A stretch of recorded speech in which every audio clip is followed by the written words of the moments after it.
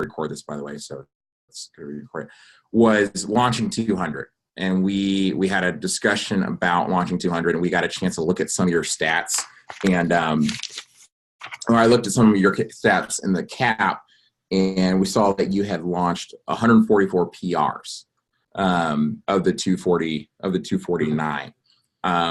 Kind of doing some further investigation, I saw that over 100 of those were like 105, I think, were conveyor, and then about 40 or so were from office, kind of like your people driving it, or rep driven, or fire number, or whatnot, maybe interview PRs. So I wanted to kind of get an understanding of your conveyor strategy last summer, and even maybe if it's current too, for what you did for the weekends to really get that number to 106, launched from conveyor. And so like your weekend conveyor strategy, or your first couple days out of training strategy, your interview times, maybe Jay Kuhn obviously said that had a lot to do with it. So maybe if you could share with us a little bit of your logic on your interview times and whatnot. And then even just, getting 40 launched from like your manager set, like, I don't know if you had AMs calling or what you did with your top slice, or if you had a top slice. If you could like help us understand your PR program and the level of intensity you had to bring to it, or how much you kind of work through people, that'd be great. And anything else you want to talk about is fine too, but I think that's kind of what we wanted to tailor this conversation to. Cool. Yeah, for sure. You got an army. What's up, boys? Good to see everybody. I just got surgery yesterday for the two that jumped on. So I'm sitting in my couch with a busted foot with my Achilles tendon. So anyway, yeah, I appreciate the questions. Appreciate your guys' time too. And man, you guys got strengths that I don't have. So I appreciate that. I'd love to learn from you too. But yeah, I mean, last year, I think we went into the summer just with a big thinking. That was first. We didn't hit our goal. The goal was we wanted to launch 300 for the summer. 200 of those were going to be PRs. And then what we wanted to do is launch 500 for the year. So something I learned from Drew a long time ago was the power of 5. And, he talks about how when you go into any campaign or any year, what are the 5 things that are going to get you there? And, I had a call with Stacy Campbell recently about his Silver Cup. And I said, it's incredible that you've developed such a top level division. Congrats on the Silver Cup. How did you strategize? And he said, well, instead of thinking about just the big number, it was about what are the needle movers? What are the places that I'm going to get 500,000 or $1 million of business out of the division? How am I going to grow that? So, and then really making sure that you have a strategic system to get that done. So one of our concepts we went in the summer was our big 5. And like I said, the first one, we wanted to launch 300 total and 200 PRs. Other things we had were, we wanted to have a total of 25 people that hit Dirty 30, right? That was another goal that we had for ourselves. Another one we had was just 5 ahead. Things like just, hey, how does every rep have a concept of 5 demos ahead at all times? And if you don't have 5 demos ahead of you, then you got to come into the office and get on the phone. And I know these aren't recruiting tactics, but just trying to like walk you through the strategy of what our big 5 were. And I put them on a whiteboard in my office, and every day we looked at that and said, hey, is what I'm doing right now in alignment with those big 5? And if it wasn't, hey, we need to change that attitude and that concept. So I think that was a really big point that we made. And the whole thing was just built around just mass recruiting. I've always been a recruiter, my whole, I guess career, it's just really all about the PR program. And I appreciate all the recognition, but last summer, I think one of the biggest components was show to training. And I can share my screen and kind of look at our Vector Live report. But that was a huge needle mover for us. In the previous years, I think the pilot was getting like a 38% overall show or like a 42% overall show. And we just weren't having a lot of people walk through the door. And this summer, we just really focused on making sure we cleaned up our act when it came to getting people through the door. And I think that's the biggest part of the funnel where we lose people. You can have a really strong front end, but if you don't have that one key component, it's where you end up losing a lot of recruits as they walk through the door. So, starting from a main strategy there, I think that was a big needle mover for us. I'm looking over just my summer stats. I can share with you guys, but a lot of the numbers that you looked at, one of the things that I really look at over here is just, what our show to training was with PRs, 52%, and then with a lot of these other sources as well. Let me move my Zoom over here, but a lot of the other sources were pretty high as well. There we go.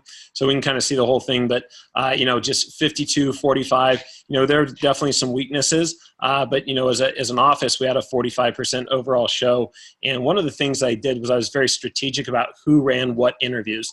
On Mondays, I only had my two sharpest recruiters that were running my interviews. It was myself and then my recruiting manager. And we really ensured that because we ran a Friday, Saturday, 2-day seminar. On Saturday, we would go ahead and we would manage all of our conveyor and duplicates during training.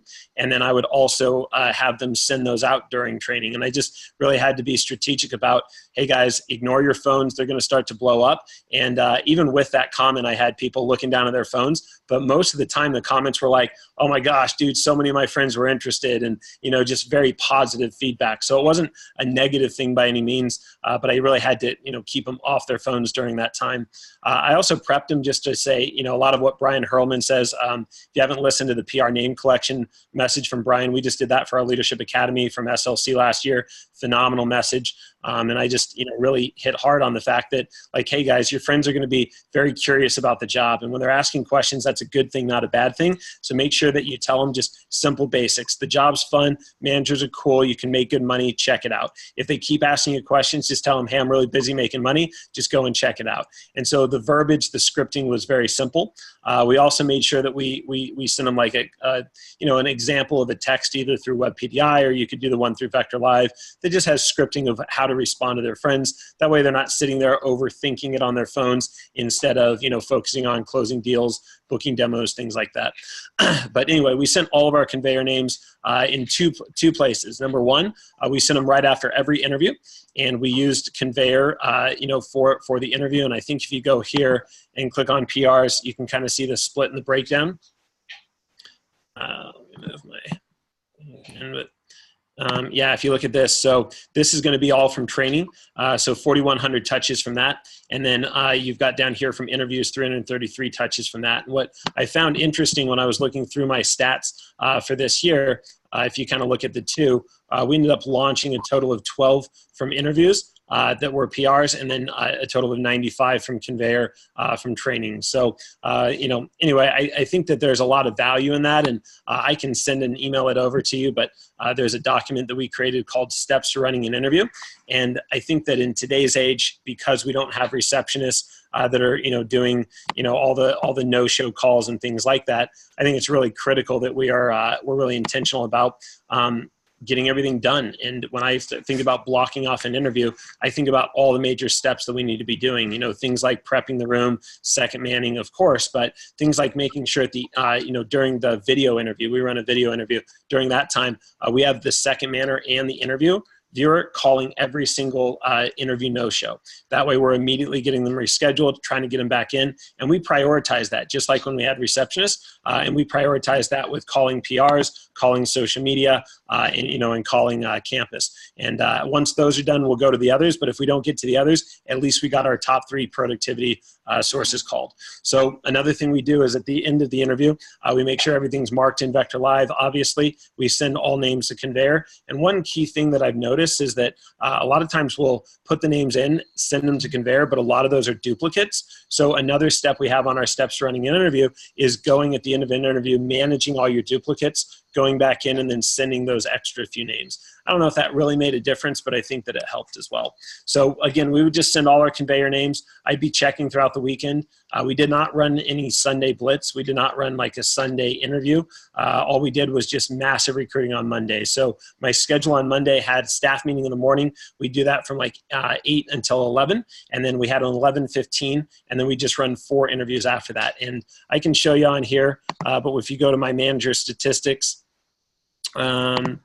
on here for the summer, we can look at this, but a couple of my managers I was very intentional about, and we still didn't get the best, and I learned a lot from looking over this as well. But you look at the number of people that showed to different people's interviews. Myself, I had a 48% show, but Claire Beckman, she's going to be my pilot this summer. She had a 54% show to training, and her launch percentage was 83%. She wasn't even running training, but she was the one running all the interviews with myself on Mondays. And then if I had to, I'd have somebody else. My pilot was actually Bailey, and a really big thing I learned is, he ended up having the biggest interviews, maybe not the highest quality, but the biggest 285 walk through the door for him. And we look at, only a show to training of 42%. So, gosh, that's a tough number to look at. We also look at some of my other newer, interviewers by the end of the summer, and it was pretty low on that side too. So one of the things I've learned to look at is just a show to launch over here. And this number is very telling because like every 10th of a percentile makes such a big difference with the whole back end of the funnel. And I know you guys know how to read these, but you see somebody like myself, even a 3.1 compared to a 2.8, that's a significant difference with the entire funnel in the pipeline. Somebody like Bailey, 4 people walking in through the door for his interviews for every one that we're launching. And some of these guys even more drastic than that. So that was a big, big deal for us, just being very intentional about, who's running interviews, what times those interviews were at. I went to the tech center as well with Jake Kuhn last year. And that was, I think, in November. And one of the things that I noticed was just the importance of having earlier interviews based on traffic. We don't have a ton out here in Oklahoma City, but with the traffic that we do have, I really bumped a lot of our interviews up. So we would run like an 11:15. Then I think our next one was at 1:30. Then we'd run another one at something like 3:30, 3:45. And then our final interview was, I think 5:45, depending on the day. And I can send you my schedule, but we tried to run 4 interviews every Monday, 4 every Tuesday, 4 every Wednesday. And then I think like 3 on Thursday with team meeting and stuff. So I think it was just really intentional about collecting tons of names, sending 100% of them to conveyor. And honestly, I'm pretty embarrassed with the actual work that my staff did when it comes to like blitz days, when it comes to follow up, when it comes to actually driving that PR game, because we didn't do any alley-oop. And I wish we would have. We didn't do any like rep driven during advanced training 1. A lot of those things that we did back in 2012 through 2015 and 16, before we jumped into like text for info and text to schedule, I dropped the ball on. We didn't have any of those programs built in, and we still had a phenomenal recruiting summer. So this summer, those are things that we are being strategic about. We want to still have that same goal of 300 total launch, but the difference is going to be adding a lot of those parts of the PR program in. So if you have any specific questions, you can ask. I can look at some other reports. I'm going to try to bring up my schedule from last year right now to see if I can, kind of show you exactly what our interview schedule looked like. Yeah, that'd be huge. Thank you so much. One question I do have, I was going to ask you about your schedule, but if you can pull that up, that's fantastic. And then also, where do you see some of those things that you mentioned being incorporated into this summer that's going to get you to that 300 number? What do you think kind of in the planning stage? Sure. I think my summer Google Calendar is I think it's on Google, so let me check. Yeah, man, good question. So the big components this year that I think I'm going to adjust is, I'm considering running a 2-part staff meeting. One's going to be recruiting based, one's going to be productivity sales based, kind of having 2 departments. So I'm going to have my pilot manager kind of overseeing everything. And then I'm going to have a recruiting manager, and then of course a sales manager. And those are kind of going to be the heads of those 2. So, during that staff meeting, there'll be a little bit of overlap. I want everybody there for it, obviously, but I'm going to have the 2 components. And while one, we might be focusing on, updates and things like that, I want the other one really doing things like, 5 layers of a sales report, filling out their documents, updating things on Google, making sure, when I'm doing sales productivity, that the recruiting team is making sure that our interviews are on point, going back through, just checking that we have actually followed up with any no-shows, or if there's anything that slipped through the cracks, just trying to find any of those little wins that can make the big difference. So that's one area just on the sales or on the staff meeting. Another thing that we're really trying to do is make sure that at the end of interviews that people are willing to share on social media. So one thing we've done in the past is hand out like flyers that we would normally give out at campus. just saying, hey, if you see any buddies at parties, go ahead and pass these out. We're definitely looking to build a team with some incredible people. But something I've considered, haven't done this yet, but having another flyer that just has something about social media that they can post and just kind of an incentive for how to share it on social media. The benefit of direct messaging, the benefit of getting more friends on the team, and not being afraid to share it. So one thing that we've talked about is, hey, kind of a post-interview conversation is, we go through all the, make sure you come with lots of names, blah, blah, blah. And then I teach all my guys to flip over their sheet and say, hey, by the way, one more thing, buddy. Thank you so much for all these names. Just to let you know, we're going to send these guys a text in about an hour. And when they get it, most of the time, here's what normally happens. They screenshot it, they text you, and they say, hey, did you just get hacked? And just so you know, that just means that they are a good friend. They care about you, and they want to make sure they're protecting you. The best way to respond to that is just tell them, hey, yes, it's legit. I just got accepted. It's super awesome. You can make good money. Check it out. So I'm thinking about putting together like a business card that kind of has like things to tell your friends, and then maybe our website as well.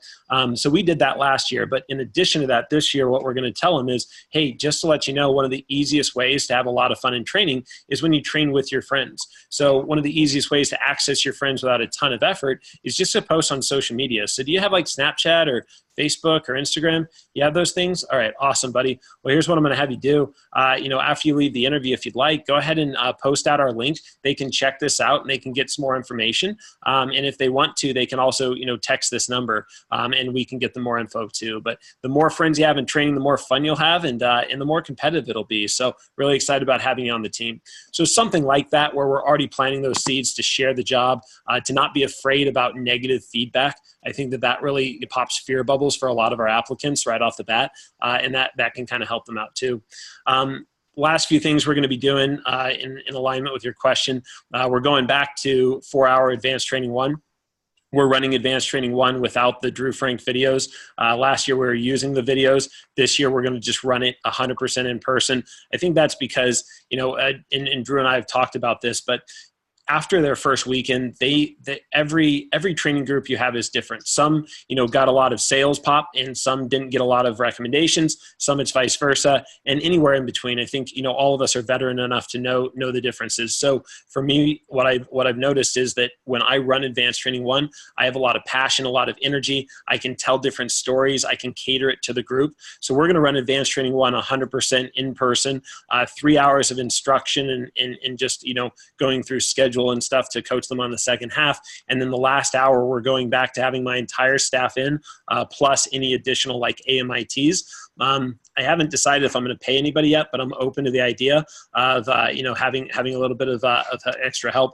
And that wouldn't be like dollar pay. I'd take probably some of my key staff and pay them one free Cutco. But we're going to go back to that last hour blitz, and it's going to be 100% alley-oop, rep-driven, phone switch. So we're going back to old school scripts, and we're just going to go through Vector Live on the flat screen TV. We're going to talk about, hey, who's been signed up, who hasn't. Thank you so much for this. But out of the 3,500 names that you guys recommended, we've only had a total of about 95 of those people actually respond and schedule interviews, which means there's still like over 3,000 out there that probably just got distracted. And then I tell stories about like, hey, whoever has ever like been scrolling on your phone, you get a text and then you start to respond and then something else pops up and you lose. Yeah, and then pretty soon you completely forget you were supposed to respond. Well, that's probably what most of your friends did when we sent them that link. And so here's what I want to do. We want to follow up with them. And I'd rather get a definite no than an unknown, because if I have a definite no, then we can delete them off the list. We don't have to follow up later. But if it's an unknown, some of your friends could be, missing out on one of the greatest opportunities to change their future and impact, their finances for the summer. So here's the deal. What we're going to do right now is if you've got 5+ demos ahead of you, awesome. We're going to go ahead and look through your list, and we're going to do something called phone switch. Now, does everybody remember filling out your top 10? And we do that in training on day 2. Does everybody remember filling out your top 10? Okay, cool. Well, we've got those lists here. What we've done is we've gone through that top 10 list, and we've already highlighted the ones that have scheduled an interview, and we've already crossed out the ones that have said they're not interested. And by the way, if they're not interested, I think that you could really help us get them interested. They probably just kind of prejudged it, but that way you already know who's on the list. our goal is to make sure that we get a definite yes or no from everybody in your top 10 in the course of the next hour. So our staff's in the back right now, guys. I've got this laminated script, and we already have a script that is laminated for everybody. We hand them out. That way they're very reusable. And the script is just, what we used to do with the phone switch. Pretty simple. Hey, Jason. Hey, it's Nick, man. Hey, I don't have a lot of time to talk. I'm at work right now, but my manager said they still have a few positions open. Our starting pay is $18, and I said that you're somebody who might be interested. So here, let me have you talk to him. And bam, pass the phone over. Very simple. And then our AMs are all with their laptops ready to schedule and book them up right there on the spot. And we're going to do that for a full hour. So that actually is going to be what kicks off our Blitz Day for advanced training or for AT1, and then Blitz right after that. So what we're going to do is try to get a hold of everybody in their top 10. And then at the end of that, we're going to talk to them about how we're going to be following up with their lists. And of course, we're going to cater it to, who are our top PRs, who are the top sales, who's at the top in sales so far, and then our best PR callers are going to be the ones that get the best lists. And I just have my recruiting manager, really go through all that information on Sunday. So it's all prepared for like a Monday Blitz and a Monday Advanced Training 1.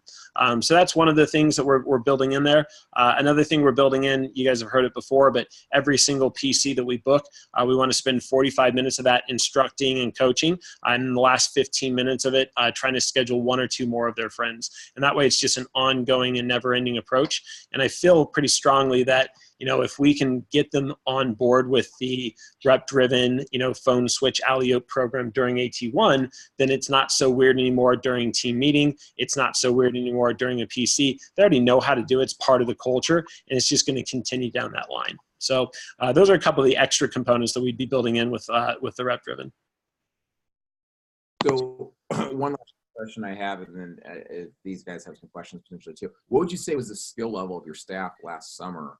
Like going into this, and how many people did you have on staff? Yeah, for sure. So we had a total of, I believe, 4 like legit managers on staff going into it. Let's see, starting the summer, we had Claire, Bailey, Britton, Joey, and Anna. And so we had a legit 5, and then we added another 4 by the end of the summer to our staff. So we also lost 1. So I don't think I ever had more than like 7 in a pilot on staff. As far as skill level goes, Claire was probably the most experienced when it came to recruiting. Bailey had a ton of experience. That was my, pilot for 8 months the previous year and all spring long. So he'd been with me for well over a year as a pilot. So that was really good. And then Britton, he had a ton of travel, and that was just an error on my part. He had so much travel. He didn't pull his weight as much as I wanted him to. But I would say skill level on a scale of 1 to 10, probably in a recruiting realm and booking PRs, probably like a 5 or a 6. It wasn't where it really needed to be.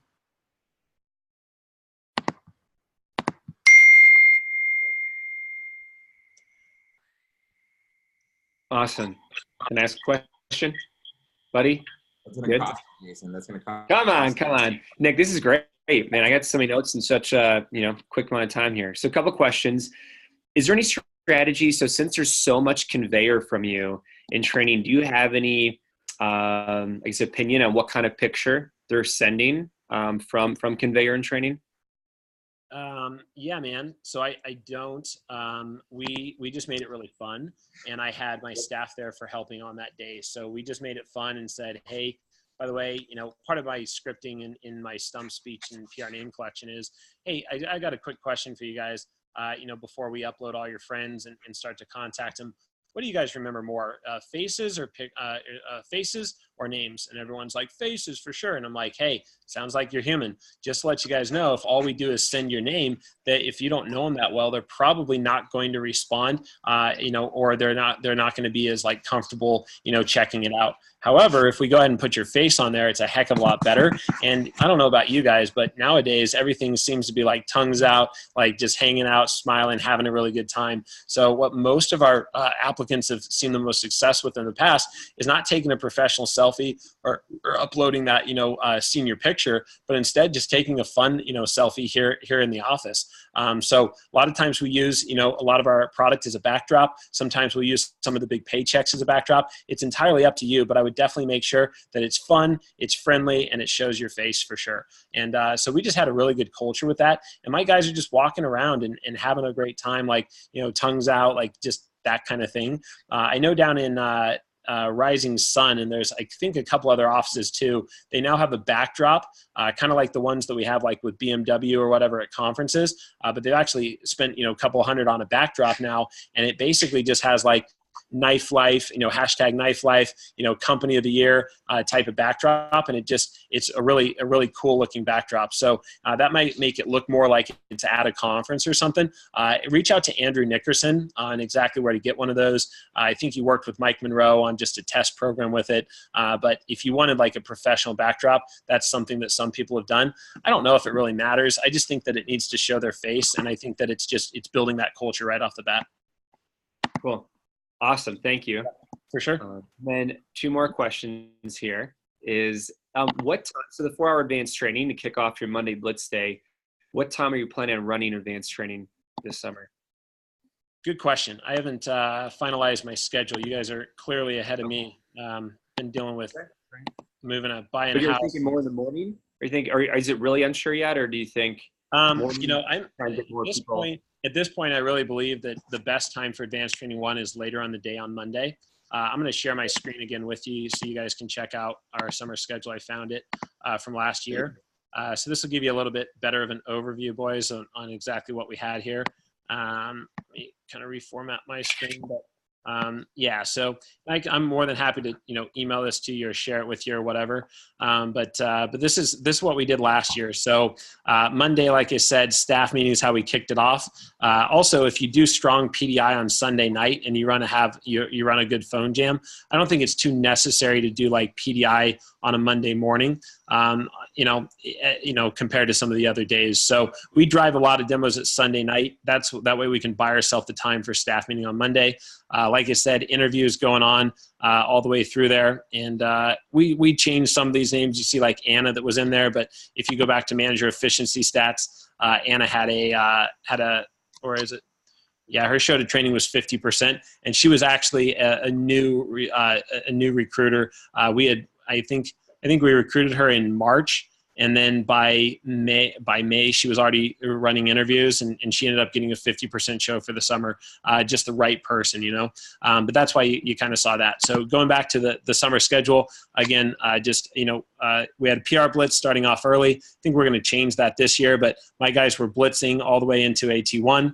We ran AT1 later in the day, 2 to 5:30, and then we went from there. I'm considering moving my AT1 up, so that way I do staff meeting, then jump like right into AT1. I've done that in previous summers. What I like about doing that is doing it that way it kicks it off, and they have that whole afternoon to use the secret weapon and to do, finish a Miracle Monday strong with doing a lot of, secret weapon types of deals. And that's worked for us in the past. The other benefit I've noticed, if I move this up and we do like a 12 to 4 and 11:30 to 3:30 type of thing, is that allows us to call their PRs from like 2:30 to 3:30 and possibly get some of those guys to come in that same night.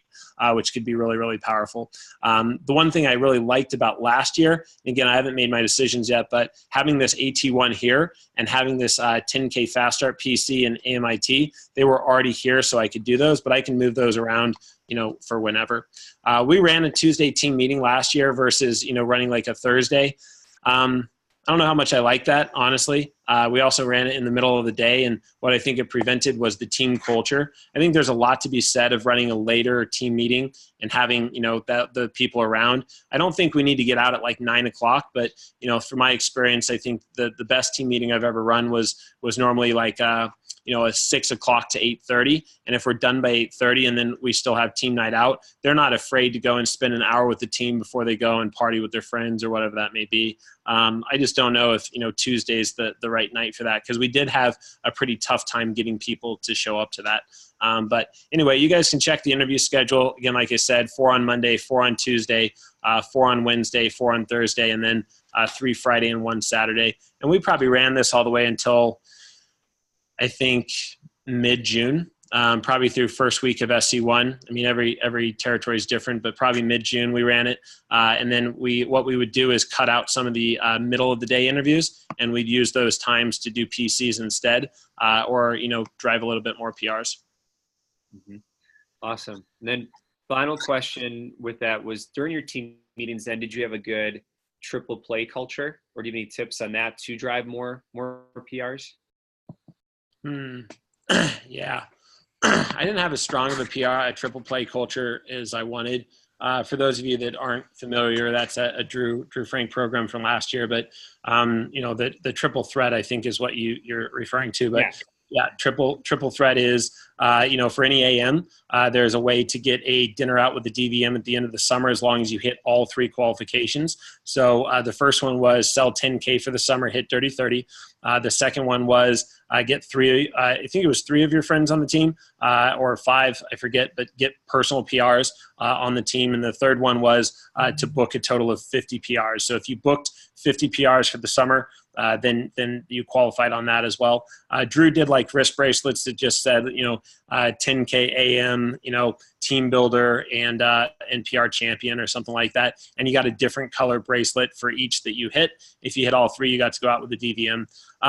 In some ways, I think that it did help because we could refer back to that during our PR Blitz kickoff, and we could say, hey, here's how we did for the week, and then here's the overall standings. What I'm noticing right now in Drew's GroupMe is they've got another competition that they did last fall, and it really helped them finish up the year. But it's between DMs, and there's like 3 categories. I forget what they are, but if you win one category, then you get to go out to a fancy DVM dinner, and it's all based on a point structure.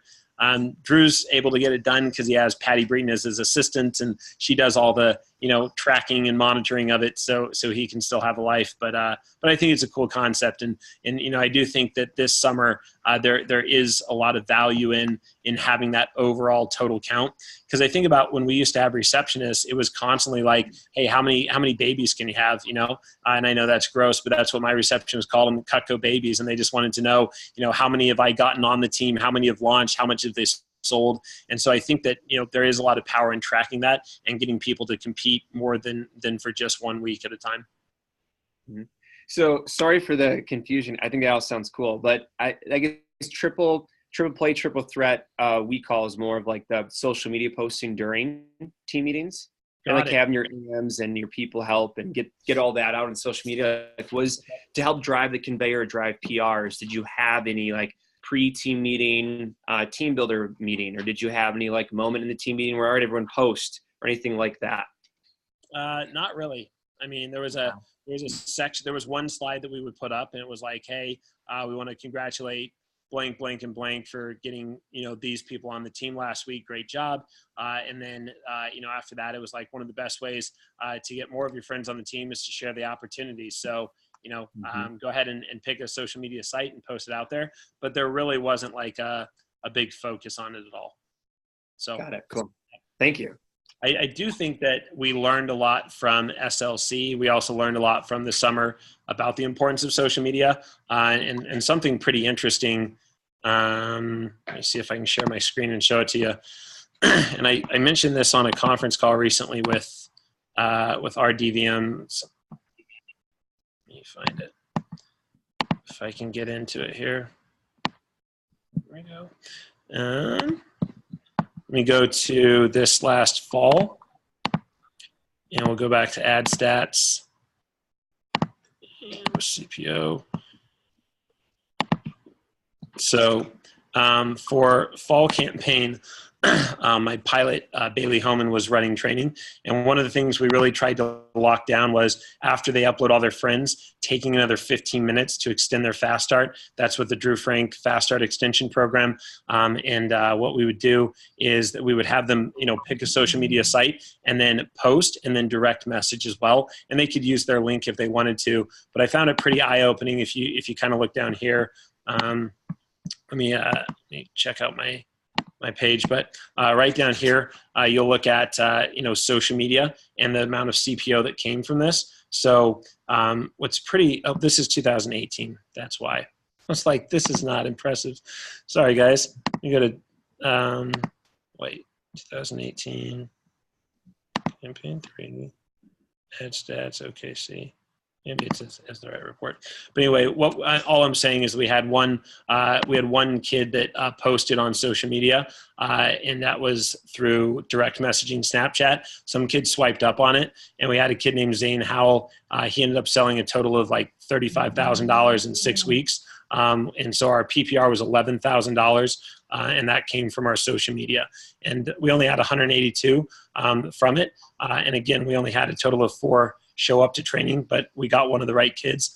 And that kid popped 35 grand in sales. Another one of his friends through social media popped another like 8 grand in sales, and then the rest was from that. So we got a really good kid from that. And I think that's pretty eye-opening to the importance of posting on social media during training on day 2. Yep. Thank you. For sure. Yeah. Cool. If you guys have something like that, I'd love to know more and whatever that is. And you could send me your details on it. That'd be cool. So.